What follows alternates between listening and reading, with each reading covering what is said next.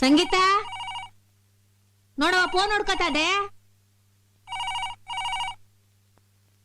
ಇನ್ನೊಂದ್ಸಲ ಹೇಳ್ದೆ ಕೇಳ್ದೆ ಈ ರೀತಿ ಏನಾರು ಮಾಡಿದ್ರೆ ಈಗ ಟೇಪ್ ರೆಕಾರ್ಡ್ ಹೊಡೆದಾಕಿದೀನಿ, ಆಮೇಲೆ ಕೈನ ಮುರಿದು ಬಿಡ್ತೀನಿ. ಅದ್ಯಾರಂತ ನೋಡು. ಹಲೋ, ಪ್ಲೇಬ್ಯಾಕ್ ಸಿಂಗರ್ ಆನಂದ್ ಅವ್ರ ಮನೆನಾ? ಹೌದು. ಆನಂದ್ ಅವರು ಬಾಂಬೆಯಿಂದ ಯಾವಾಗ ಬರ್ತಾರೆ ಅಂತ ಗೊತ್ತೇನಮ್ಮ? ಅವ್ರು ಬಾಂಬೆಗೆ ಹೋಗಿದ್ದಾರೆ ಅಂತ ನಿಮ್ಗೆ ಯಾರು ಹೇಳಿದ್ರು? ಹೌದು, ನಿಮ್ಗೆ ಯಾರೋ ಸುಳ್ಳು ಹೇಳಿದ್ದಾರೆ. ಆನಂದ್ ಅವರು ಮನೇಲೇ ಇದ್ದಾರೆ. ಹೌದಾ? ಮನೇಲಿ ಏನ್ ಮಾಡ್ತಾ ಇದಾರೆ? ಮೇಲ್ ರೂಮ್ ನಲ್ಲಿ ಮಲಗಿದ್ದಾರೆ. ಅಯ್ಯಯ್ಯೋ, ಅವ್ರ ಮೈಗೇನೂ ಆಗಿಲ್ಲ, ಆರೋಗ್ಯವಾಗಿದ್ದಾರೆ. ಆದ್ರೆ ಪಾಪ ಅವ್ರ ಮನ್ಸಿಗೆ ತುಂಬಾ ನೋವಾಗಿದೆ. ಅಯ್ಯಯ್ಯೋ, ಹುಚ್ಚಿಗೆಚ್ಚನ್ನ ಹಿಡ್ದಿಲ್ಲ. ಹಾಡೋದು ಎಲ್ಲಿಂದ ಬಂತು? ಸರಿಯಾಗಿ ಮಾತಾಡೋದೇ ಇಲ್ಲ. ನೀವ್ ಪ್ರೆಸ್ನವರು ಅಂತಿದ್ದೀರಾ, ಸ್ವಲ್ಪ ಅವ್ರಿಗೆ ಧೈರ್ಯ ಹೇಳಿ, ಮತ್ತೆ ಹಾಡೋಕ್ ಹೇಳಿ. ಏಯ್, ನಾನು ಹೇಳ್ದೆ ಕೇಳ್ದೆ ಏನು ಮಾಡ್ಬಾರ್ದು ಅಂತ ನಾನು ಹೇಳಿರ್ಲಿಲ್ಲ. ಯಾರಿಗ್ ಕೇಳಿ ಫೋನ್ ಅಟೆಂಡ್ ಮಾಡ್ದೆ? ಮಗ ಫೋನ್ ಎತ್ತಕ್ಕೆ ನಾನೇ ಕಣಪ್ಪ ಹೇಳಿದ್ದು. ಏನವ ನೀನು? ಯಾರ ಹತ್ರ ಏನ್ ಮಾತಾಡ್ಬೇಕು ಅನ್ನೋ ಜ್ಞಾನ ಇಲ್ದಿರೋ ಹುಡುಗಿಗೆ ಫೋನ್ ಅಟೆಂಡ್ ಮಾಡಕ್ ಹೇಳಿದ್ಯಲ್ಲ. ಊರಲ್ಲಿದಾರ, ಮಲ್ಗಿದಾರ, ಹುಚ್ಚಿಡ್ದಿದ್ಯಾ, ಮದ್ವೆ ಆಗ್ತಾ ಇದಾರ ಅಂತ ಪ್ರಶ್ನೆ ಕೇಳೋ ನಾನ್ಸೆನ್ಸ್ ಪ್ರಶ್ನೆಗಳಿಗೆ ಉತ್ತರ ಹೇಳ್ಕೊಂಡು ನನ್ನ ಮರ್ಯಾದೆ ತೆಗಿತಾ ಇರೋ ಹುಡುಗಿನ ಕೆಲ್ಸಕ್ಕೆ ಇಟ್ಕೊಳ್ಳೋ ಅವಶ್ಯಕತೆ ಆದ್ರೆ ಏನಿತ್ತು? ನೋಡು, ನಿನಗೆ ಅರ್ಧ ಗಂಟೆ ಟೈಮ್ ಕೊಡ್ತೀನಿ. ಅಷ್ಟಲ್ಲಿ ಗಂಟು ಮುಟ್ಟೆ ಕಟ್ಕೊಂಡು ಜಾಗ ಖಾಲಿ ಮಾಡು. ಈ ಮನೆ ಕೆಲಸದೋಳ್ ಬೇಡ. ಇನ್ನೊಂದ್ಸಲ ಈ ಕಡೆ ಬರೋದಿರ್ಲಿ, ತಿರುಗಿ ನೋಡ್ಬಾರ್ದು. ಅರ್ಥ ಆಯ್ತಾ? ಅಲ್ಲ ಕಣೋ,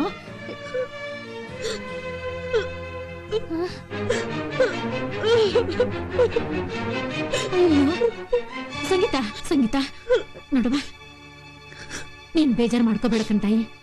ನನ್ ಮಗನ್ಗೆ ನಿನ್ ಬಗ್ಗೆ ಗೊತ್ತಿಲ್ಲ ಕಣವ, ಅದಕ್ಕೆ ಹಂಗೆಲ್ಲ ಮಾತಾಡ್ಬಿಟ್ಟ. ತಪ್ಪು ತಿಳ್ಕೊಬೇಡವ. ನನ್ ಮಗ ಎಂದೂ ಹಿಂಗ್ ಮಾಡ್ದವನಲ್ಲ.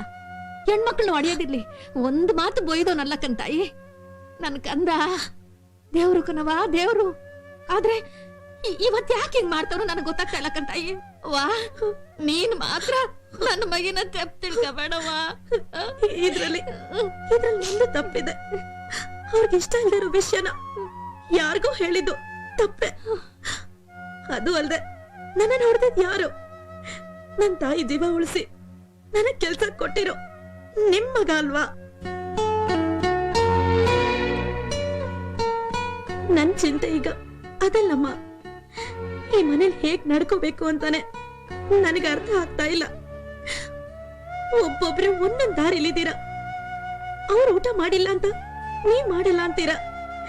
ಮನೆ ಯಜಮಾನ್ರು ದೊಡ್ಡವರು, ನೀವೇ ಹಿಂಗ್ ಮಾಡಿದ್ರೆ ನಾವು ಕೆಲಸದವ್ರು ನಾವ್ ಹೇಗ್ ಕೆಲ್ಸ ಮಾಡೋದು? ನಿಮ್ ಮಗ ನಿಮ್ ಮೇಲೆ ಜೀವನ ಇಟ್ಕೊಂಡಿದ್ದಾರೆ ಅಂತ ನೀವೇ ಹೇಳ್ತೀರಾ. ಆದ್ರೆ ಅವ್ರು ಬರ್ಲಿಲ್ಲ ಅಂತ ಸರಿಯಾಗಿ ತಿಂದೆ ನೀವ್ ಹೀಗ್ ಕೂತ್ರೆ ನಿಮ್ ಆರೋಗ್ಯ ಕೆಡೋದಿಲ್ವಮ್ಮ? ಇದವ್ರಿಗೆ ಇಷ್ಟನಾ? ಮೊದಲು ನನ್ನ ಮಗ ನಾನು ಹೇಳ್ದಂಗೆ ಕೇಳ್ತಿದ್ದ. ಈಗ ಅವನಿಗೆ ನಾನೇನು ಹೇಳಕ್ ಆಯ್ತಿಲ್ಲ. ನನ್ನ ಲೆಕ್ಕಾಚಾರ ಎಲ್ಲ ತೆಪ್ಪಾಗೋಯ್ತು. ನನ್ನ ಮಗಿಗೆ, ಸಂತೋಷವಾಗಿದ್ದ ನನ್ನ ಮಗಿಗೆ ಮದುವೆ ಮಾಡಕ್ ಹೋಗಿ ಆ ಮಗಿಗೆ ನೋವು ತಂದಿಕ್ಕಿದ್ ಪಾಪಿ ಕಣವ ನಾನು, ಪಾಪಿ. ಅವನಿಗೆ ಆ ನೋವೆಲ್ಲ ವಾಸಿಯಾಗಿ ಅವನು ಯಾವತ್ತ ಇಳಿದು ಬತ್ತನೋ ಅವತ್ತೇ ಕಣವ, ಅವತ್ತೇ ನಾನು ಉಣ್ಣದು.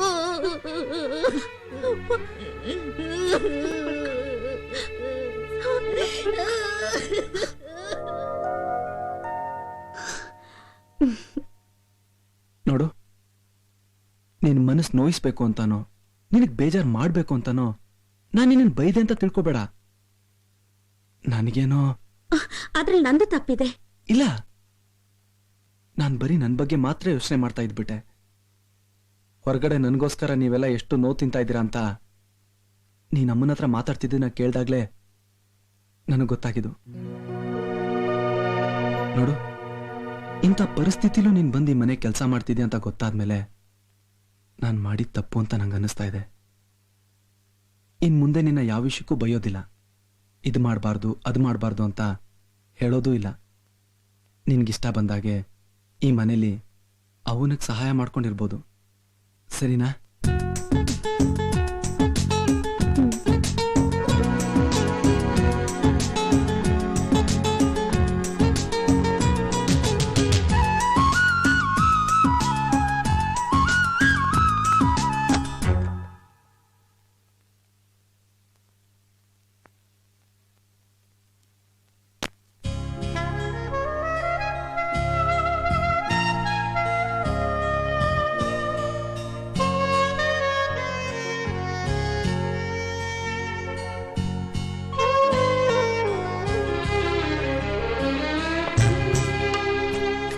ಒಂದ್ ನಿಮಿಷ, ಇಲ್ಲಿದ್ದಿದ್ ಫೋಟೋ ಮತ್ತೆ ಗಿಫ್ಟ್ ಎಲ್ಲಿ?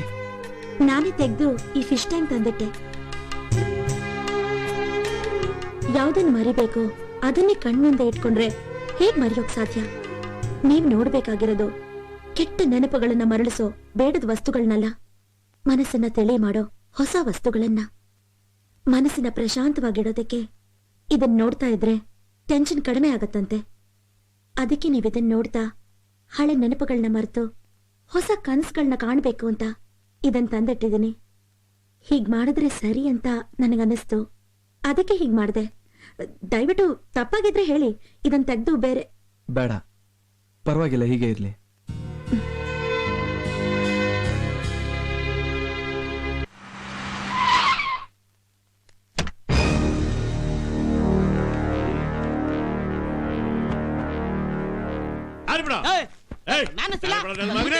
ಏನ್ರಿ ಗುಳಿ ನುಗ್ದಂಗ್ ಬಿತ್ತಾ ಇದ್ದೀರಾ? ಏಯ್, ಅದನ್ನೆಲ್ಲ ಹೋಗಿ ಅವನ ಹತ್ರನೇ ಕೇಳ. ಎಲ್ಲಮ್ಮ ಆನಂದ, ಆನಂದ, ಏ ಆನಂದ, ಅಯ್ಯ ಶಿವನೇ, ಆನಂದ, ಯಾರಪ್ಪ ನೀವು? ಯಾಕೆ ಹಿಂಗ್ ಕೂಗಾಡ್ತಿದ್ರಿ? ಯಾಕೆ ಹಿಂಗ್ ಕೂಗ್ತಾ ಇದೀವ? ಸಾಕು, ಮತ್ತೆ ಟೋರಿನ ರಿಪೀಟ್ ಮಾಡಿ ಹೇಳಕ್ಕಾಯ್ತದೇನಮ್ಮ? ಮೊದ್ಲು ಅವನ ಆಚಿಕರೆ, ನಮ್ ಹೊಟ್ಟೆ ಉರಿತಾ ಕೂತದೆ. ಅಲ್ಲಪ್ಪ, ನಿಮ್ ಹೊಟ್ಟೆ ಉರಿ ಅಂತ ಕೆಲ್ಸ ನನ್ ಮಗ ಏನ್ ಮಾಡ್ದ? ಏನು ಮಾಡ್ಲಿಲ್ಲ ಕಣಮ್ಮ. ನೀನ್ ಎತ್ತ ಮಗ, ಅದಕ್ಕೆ ನಮ್ಮ ಹೊಟ್ಟೆ ಉರಿತಾ ಇರೋದು. ನಾವು ಲಕ್ಷಾಂತರ ರೂಪಾಯಿ ಬಂಡವಾಳ ಚೆಲ್ಲಿ ಸ್ಟುಡಿಯೋದಲ್ಲಿ ಕಾಯ್ತಾ ಕೂತಿದ್ರೆ ನನಗ್ ಮೂಡಿಲ್ಲ. ನಾನೆಲ್ಲೋ ಹೊರಗಡೆ ಹೋಗಿದ್ದೀನಿ ಅಂತ ಸುಳ್ಳು ಹೇಳ್ಕೊಂಡು ತಿರುಗ್ತಾ ಇದ್ರೆ ನಾವು ಹಾಕಿರೋ ಬಂಡವಾಳ ನಷ್ಟ ಆಗ್ತಾ ಕುಂತದಲ್ಲ, ಅದನ್ನ ಯಾವ ನನ್ನ ಹೆಂಡ್ರ ಮಗ ಕಟ್ಕೊಡ್ತಾನಮ್ಮ. ನಿಮ್ ಕಷ್ಟ ಏನು ಅಂತ ನಂಗೆ ಅರ್ಥ ಆಯ್ತದೆ. ನನ್ ಮಗಿನ ಕಷ್ಟನೂ ಹೊಸಿ ಅರ್ಥ ಮಾಡ್ಕೊಳ್ಳಿ. ಈಗಾಗ್ಲೇ ಅವ್ನ ಮನಸ್ಸಿಗೆ ಸ್ಯಾನ ಘಾಸಿ ಆಗದೆ. ಹಂಗಂತ ನಾನ್ ಮುಂಡ ಮುಚ್ಕೊಳಕ್ ಆಯ್ತಾ ಇದ್ದೇನಮ್ಮ. ರಾಮನ್ನ ಸೆಬರಿಕಾದಂಗ್ ಕಾದು ಕಾದು ಸಾಕಾಗೋಗ್ಬಿಟ್ಟದೆ. ಫೋನ್ ಮಾಡಿದ್ರೆ ಒಂದ್ ಕರೆಕ್ಟ್ ಆದ ಉತ್ತರ ಕೊಡಕ್ಕಿಲ್ಲ. ಡೆಲ್ಲಿಗೆ ಹೋಗವನೆ, ಮದ್ರಾಸ್ಗೆ ಹೋಗವನೆ, ಬಾಂಬೆಗೆ ಹೋಗವನೆ ಅಂತ ಈ ನನ್ನ ಮಗ ಸುಳ್ಳು ಬೇರೆ ಬಗುಳ್ತಾನೆ. ನೋಡೋ, ಕೊಟ್ಟಿರೋ ಟೈಮ್ನಾಗೆ ಕರೆಕ್ಟ್ ಆಗಿ ಬಂದು ಆಡಂಗಿದ್ರೆ ಆಡ್ಲಿ, ಇಲ್ಲ ಅಂದ್ರೆ ಅಡ್ವಾನ್ಸ್ ವಾಪಸ್ ಬಿಸಾಕಮ್ಮ. ಅವನ್ಗೆ ಆಡಕ್ ಆಗದೆ ಇದ್ರೆ ನನ್ಗೆ ಆಡಕ್ ಆಗಕ್ಕಿಲ್ಲ, ನನ್ಗೆ ಯೋಗ್ಯತೆ ಇಲ್ಲ ಅಂತ ಅವನೇ ಒಂದ್ ಕಿತ ಬಂದ್ ಹೇಳಕ್ಕೆ ಏನ್ ದೊಡ್ಡ ರೋಗ ಮಾಡ್ಕಣದ? ದೊಡ್ಡ ಮನ್ಸ ಯೋನಯ್ಯ, ದುಡ್ಡು ಹಾಕ್ದೋನು ಅನ್ನ ಕೊಡೋ ದಣಿ ನೀನು ಅಂತ ನಾವು ಮರ್ವಾದೆ ಕೊಟ್ಟು ಮಾತಾಡಿದ್ರೆ ಏನ್ ನಿನ್ ಮರ್ವಾದೆಲ್ಲ ಬಾಯಿಗೆ ಬಂದಂಗ ಮಾತಾಡ್ತಿಯಲ್ಲ? ಯಾ, ನೀನ್ ದುಡ್ಡು ಹಾಕಿರೋದು ನನ್ನ ಮಗ ಆಡಕ್ ಮಾತ್ರ ಕಣಯ್ಯ, ಅವನ ನಿನ್ ಗುಲಾಮ ಅಲ್ಲ. ಹಾ ಯೋನಯ್ಯ, ಅವ್ನ್ ಸಂದಕ್ಕಿದ್ದಾಗ ಅವ್ನ್ ಕೈಲಿ ಆಡಾಡಿಸ್ಬಿಟ್ಟು ಬೇಕಾದಂಗ್ ದುಡ್ಡು ಮಾಡ್ಕೊಂಡ್ಬಿಟ್ರಿ. ಇವತ್ತು ಅವ್ನ್ ಕಷ್ಟದಲ್ಲಿರುವಾಗ ಅಯ್ಯೋ ಪಾಪನೇ, ಅವ್ನ್ ಕಷ್ಟದಲ್ಲವನೇ, ಅವನ್ನ ಕರುಣ ಬೇಡವನೇ ನಿಮ್ಗೆ? ಮನ್ಸ್ರನೇ ನೀವು? ಮನ್ಸತ್ವ ಆಯ್ತೇನ್ರೆ ನಿಮ್ಗೆ? ನೋಡ್ತಾ ಇರು, ನನ್ನ ಮಗ ತಿರ್ಗಾ ಆಡ್ತಾನೆ. ಈಗಿರೋ ಹೆಸ್ರನಯ್ಯ ಇದಕ್ಕಿಂತ ಅಪ್ಪನಂಗ್ ಹೆಸರು ಮಾಡ್ತಾನೆ.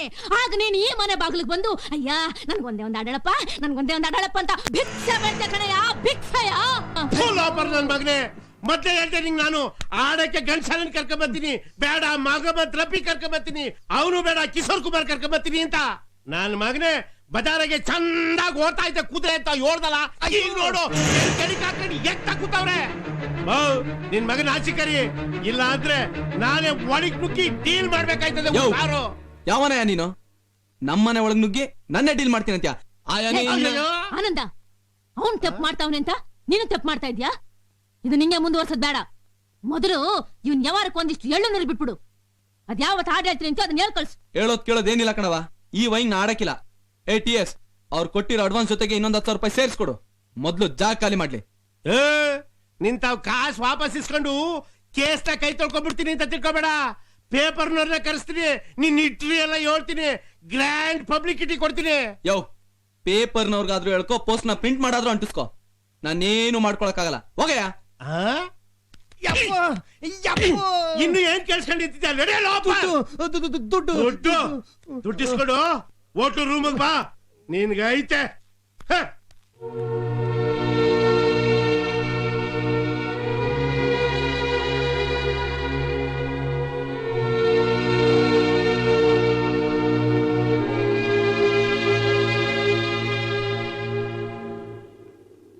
ನಿಮ್ಗೊಂದು ವಿಷಯ ಹೇಳ್ಬೇಕು ಅನ್ನಿಸ್ತಿದೆ.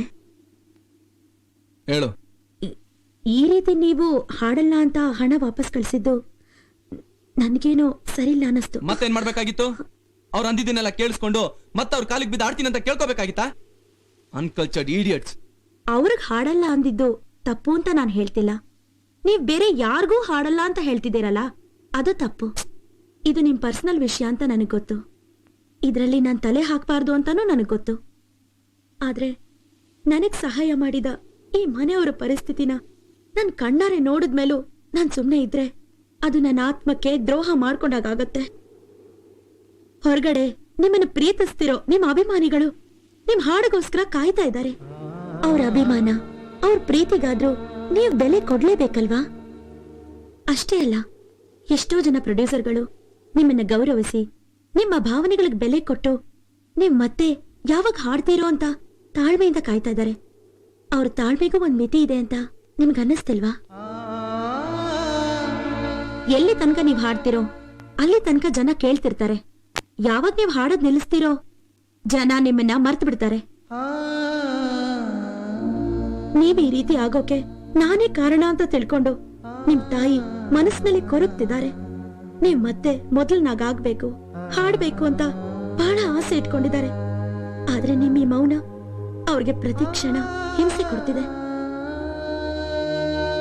ಯೋಚನೆ ಮಾಡಿ, ಕುವೆಂಪು ಅವ್ರು ಹೇಳ್ದಾಗೆ ನಿಮ್ಮಲ್ಲಿರೋ ಚೇತನನ ನಿಲ್ಲಿಸ್ಬೇಡಿ, ಅದಕ್ಕೊಂದ್ ಮನೆನೂ ಕಟ್ಬೇಡಿ, ಅದ್ರ ಕೊನೆನೂ ಮುಟ್ಟಿಸ್ಬೇಡಿ.